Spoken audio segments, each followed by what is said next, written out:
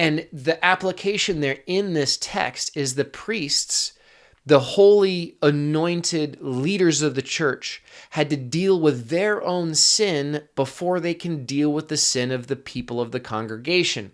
Matthew 7, 3 through 5, why do you look at the speck of sawdust in your brother's eye and pay no attention to the plank in your own eye?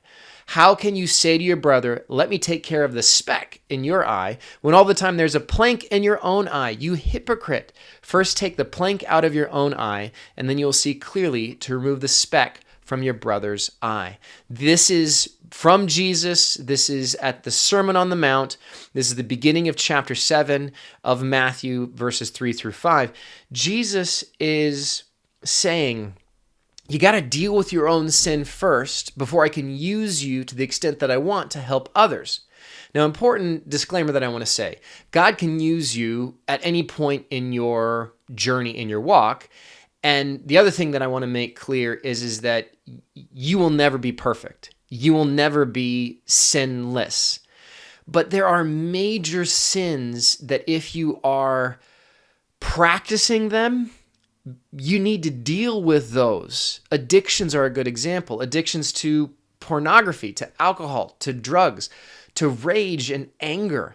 And this verse in the Sermon on the Mount from Matthew 7 is talking about the fact that if you deal with something, you're not a big sin, a big issue, such as an addiction to pornography or an addiction to alcohol, you're not in a position of stability to be able to be used to give advice or to be able to help a fellow brother. And the example that's given here is that don't call out the speck that is in someone's eye of sawdust, of this little tiny speck that's in their eye. When you have a log, a plank in your own eye, in the same way that the leaders in the church in Leviticus had to deal with their sin issue first, we today, especially in roles of leadership, need to deal with whatever sin issues that we are, the big sin issues that we're dealing with that are staining our lives.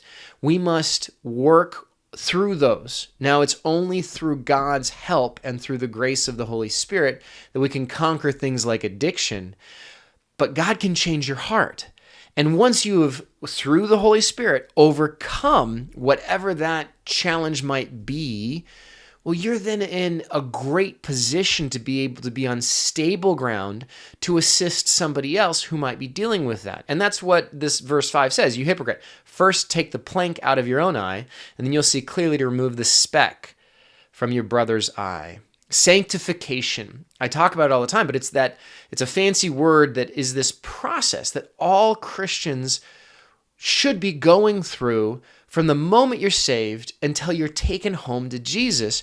We're constantly a work in progress, and we need to be moldable clay for the potter, who is God, to mold us as he would like. And that's what it means. This sanctification process is being open to being molded.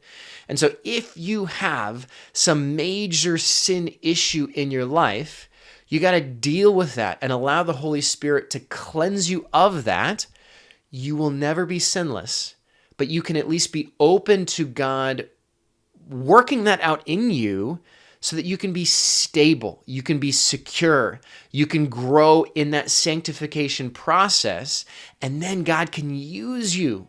He can use you to be a witness, to be a help, to be a support, to mentor somebody else who might be struggling with that. Continuing on, the final few verses, Leviticus 23 and 24.